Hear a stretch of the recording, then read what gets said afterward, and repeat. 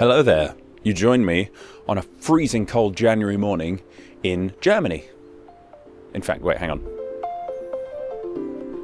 Now you join me on a freezing cold January morning in Switzerland, for this is the split city of Laufenburg, which is right on the German-Swiss border. So this side is right at the very north of Switzerland, just east of Basel, and that side is at the very southwestern tip of Germany, not really near any proper cities. Now, as you might have guessed, this used to be one town.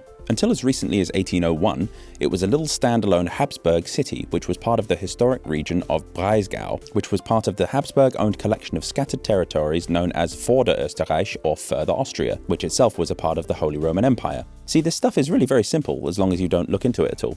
After a bunch of wars and crazy border changes that we don't need to delve into right now, it was our boy Napoleon who eventually split the town into two under the Treaty of Lunéville in 1801, which basically used the Rhine River to create a border between what was then the Grand Duchy of Baden to the north and the newly created nation of Switzerland to the south. Now, in completely what-on-earth-is-this-like fashion, we're not going to get bogged down in endless medieval history, and instead we're going to skip forward a couple hundred years and a few changes of government, landing in the early 2000s. This part of Europe is very chill politically and diplomatically. Germany's very happy in the EU, Switzerland's very happy outside the EU, but both are part of the Schengen area, which means that goods and people can move between the two freely without customs or border checkpoints. I assume that it's mostly just like Volkswagens going that way and then gigantic particle accelerators going the other way. You thought I was going to be lazy and say chocolate, didn't you?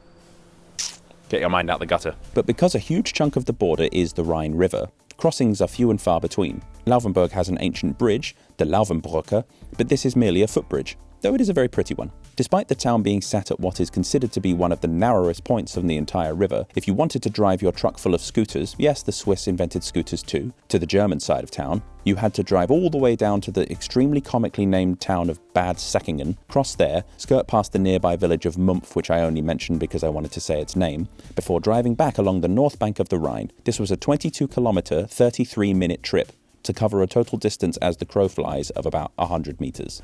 So what did the two towns do? That's right, they applied to have a new road bridge built.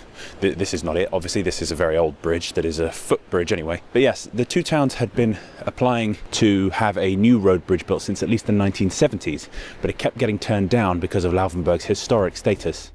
In 2002, they picked a spot 1.5 kilometers east of the town centre, and the plans were given the all clear by both respective governments.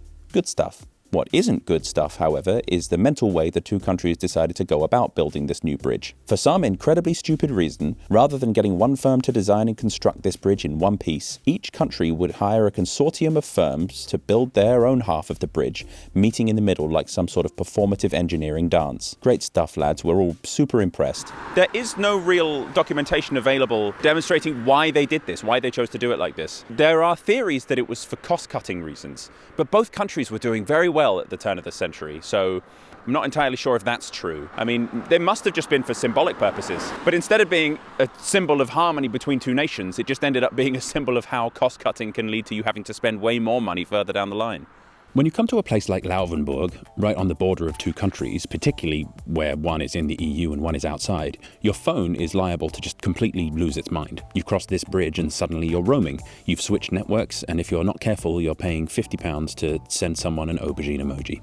So for this trip, I've been using UBG, who are very kindly sponsoring this video. UBG is an app that allows you to download an eSIM data plan before you travel. So when you arrive, you just immediately have data. There's no messing around in airports with swapping SIM cards, and there's no roaming charges or anything like that. And the useful bit somewhere like this is that it works across loads of different destinations. So you're not constantly worrying about crossing borders and getting hit with extra fees every time your phone connects to a new network. You can also top it up directly in the app, even when you don't have Wi-Fi or data, which is very handy, and also something that you don't really think about until you're completely stuck. So use the code WHATONEARTH for 10% off. The link is in the description, and thank you again to UBG for sponsoring this video. Now back to Laufenburg. So ground was broken in 2002, and the two countries slowly began the process of building out their respective halves of the pre-stressed concrete bridge. Everyone was happy and all was well in the land of Laufenburg. But in late December 2003, a few months before the bridge was due for completion, and just as the project was winding down for Christmas, a group of engineers on the Swiss side, led by supervising engineer Nedelko Madzarac, ambled out onto the half-finished bridge to do a routine site inspection. They paused and frantically chatted among themselves for a bit, before picking up the phone to the engineering office on the Swiss side and allegedly leading off with, Laufenburger, wir haben ein Problem.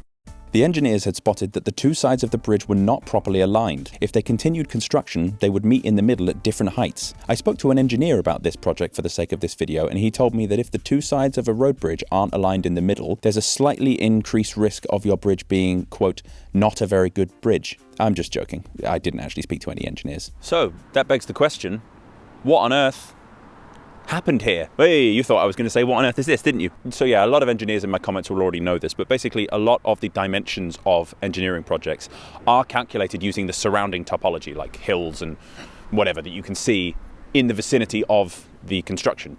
But some more complex ones, and particularly ones involving more than one country, have to use outside references, like coordinates or, more importantly for us, sea level. Well, I don't know why I did that for sea level. There's no sea here, that's a river. It makes sense, right? Sea level is pretty constant and allows for extremely precise measurements when constructing stuff like this. But there's a slight problem, and that's that though you might think sea level is the same all around the world, it isn't. The sea appears to be extremely uniform and flat, but everything from waves to currents to atmospheric pressure to topography and even tides created by the moon itself can cause discrepancies between the quote-unquote height of seas and oceans. One of the largest examples of this is the difference between the Atlantic and Pacific Oceans on either side of the Panama Canal. Alongside ocean currents and wind having an effect, the Pacific is far warmer on average and also less salty than its frigid Atlantic brother, and this allows the water to effectively expand and sit at an average of around 20 centimeters higher than the Atlantic around the coast of the Americas. Furthermore, the rotation of the Earth also has an impact. It pushes the Pacific westward, causing very high sea levels around the south of Japan. And the gravity of the Earth's own geology makes a difference too, as mountains and ice sheets often drag water down, hence very low average sea levels around Antarctica and the Arctic. Just as a disclaimer as well, this process has nothing to do with climate change and is not related to the scientific consensus that sea levels are rising due to CO2 emissions. I'm just putting that out there, I'm not a climate change denier.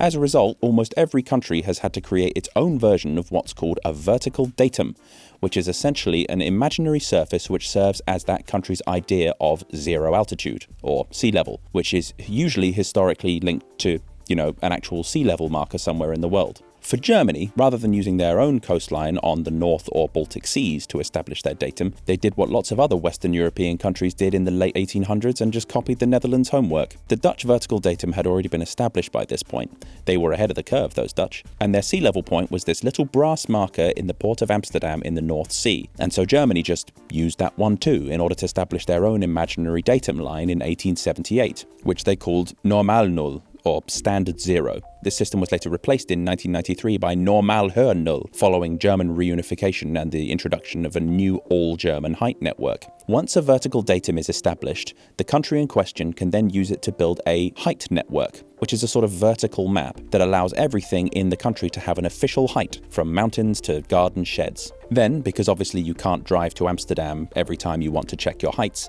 Germany had to choose a marker within their own territory that was stable enough to serve as the reference point for their entire height network. It's hard to explain, but basically as in countries need a fixed point that can act as a sort of calibration marker for all other heights in that country. Originally, back in the 1870s, Germany had established this reference point at an observatory in Berlin, and much later, after reunification and the introduction of the new German height system, the reference point was moved to the side of a random church in the village of Wallenhorst in Lower Saxony. I do not know why they chose there. So to summarize, this church is the reference point for all altitude measurements in Germany, and its height is defined relative to Normal Höhen Null, which is Germany's idea of sea level. That sea level being originally linked to the North Sea in the port of Amsterdam. I know, but if you think this script is a headache to listen to, imagine what it was like to write it. South of the border, however, things were a little bit different. Switzerland's vertical datum and height network is really complicated. It's weirdly complicated, and it uses all sorts of overlapping systems that we're not going to talk about now. But very importantly, when the country first established its vertical datum and height network in the early 1800s, it was very closely aligned with France rather than German-speaking Prussia. And that's because the French side of Switzerland at the time was culturally, politically, scientifically, economically quite dominant, and Geneva was a sort of hub for all of those things. As such, Switzerland turned their backs on the Dutch and Germans and instead used, say it with me, the Mediterranean Sea as their reference point. Switzerland's datum and height network was thus linked to France's system. whose sea level is based on the Marseille tidal gauge, which is conveniently in the city of the same name. It's a coincidence, isn't it? Obviously, the Swiss were always going to borrow someone else's datum for sea level, considering they literally don't have a coastline. Fun fact, like the Germans choosing the church in Wallenhorst, Switzerland also had to set its own height network reference point, and they chose Pierre du Niton, which is this little rock in Lake Geneva. Isn't that nice? Either way, I'm sure you can see what's happened here. Switzerland's reference point was Pierre du Niton, that sea level reference point being in the Mediterranean down here, while Germany's Churchley reference marker had been calculated to a sea level point in the North Sea, which was a full 27 centimeters higher than the French one. This is because the Mediterranean has on average a much lower sea level than the North Sea due to a complex mix of factors, including a lack of strong tides and the fact that it's an evaporative basin, losing more water through evaporation than it can bring in. And so when push comes to shove, Germany and Switzerland have different ideas of what sea level is, Switzerland's being 27 centimeters lower than Germany's. And so that's what caused the two countries to misalign their halves of the Hochrheinbrücke, right? Well, here comes the shock twist. Normal null, vertical datums, differing sea levels between the two countries. The engineers knew all this. Of course they did. Like, the two countries have had differing ideas of where the sea is for literal centuries. How else do you think they've built other bridges on this river or any other joint infrastructure projects? What they would traditionally do is just the Swiss engineers would increase their idea of the height of the project by 27 centimeters to compensate for their height difference. No, what happened here was an even more stupid blunder than you'd imagine. Back on the bridge in December 2003, Nedelko Madzarac and his team were flummoxed. How could the two sides be misaligned? Well, after looking at the planning documents and blueprints, the engineers discovered something absolutely baffling.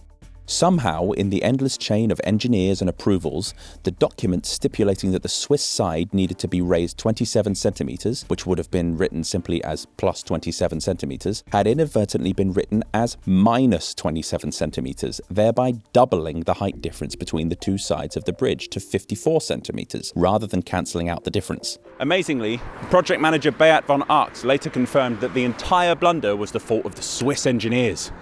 Can you imagine? It must have been like a sort of seppuku moment for the Swiss. One day you're known for meticulously crafting the most microscopic watch movements known to mankind, and the next you're seemingly forgetting where the sea is and making cars walk the plank. The bridge was originally to cost 12 million Swiss francs, which was about 8 million euros at the time, or about 13.5 million euros today, which seems a lot for a bridge this size. Maybe it's just me, but it's quite a small bridge for that much money. This is the bridge. It's not very interesting. You'd just think it was a normal bridge if you hadn't read up about the construction of it. The former, well, it's not a former customs post. It is still there, but obviously everybody can just drive through it. It's cold and I want to go home. Either way, the misaligned bridge, thankfully, did not have to be rebuilt from scratch. Only the Swiss side needed partly redoing. Even more thankfully, the taxpayer didn't have to cover the botched construction, as it was covered by the Swiss Engineering Consortium's liability insurance. It's a win-win. I mean, it's kind of. They still messed up pretty bad. In the end, the Swiss part was redone, and in the summer of 2004, the completed bridge was open to traffic, with some locals jokingly referring to it as the Differenzbrücke, or Difference Bridge, or 54er Brücke. It's just a barrel of laughs, these Laufenburgers. And that's the story of the Hochrheinbrücke. It's weird, like, you know, tides and the moon and solar system scale things that are beyond our comprehension. Well, they're not beyond our comprehension, but they're bigger than the sort of everyday life that we lead. Ended up somehow causing the Swiss to build a bridge at the wrong height. Isn't that weird? Very strange how the world works sometimes.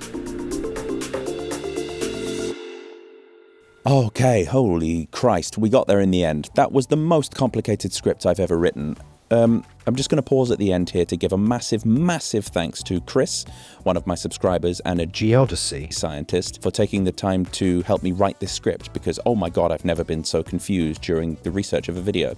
Chris, you're a what on earth is this certified legend. Yeah, and on that note, that's actually the first time I've had to outsource some of my research to someone else, because I literally just could not figure out what was going on. In fact, I tell you what, if you want to see how much of a headache this was, I don't use Wikipedia as a primary source, but if you go on the Wikipedia page for quasi-geoids or quasi-geoids, which is like the shape of the imaginary surface that's used for height, this is a sentence from it. Unlike the geoid, the quasi-geoid can be determined without hypotheses, as the geoid cannot be determined at every point without hypotheses about the mass distribution between the Earth's surface and the geoid. The quasi-geoid, unlike the geoid, is not an equipotential surface of gravity. What the fuck are you talking about? What does any of that mean?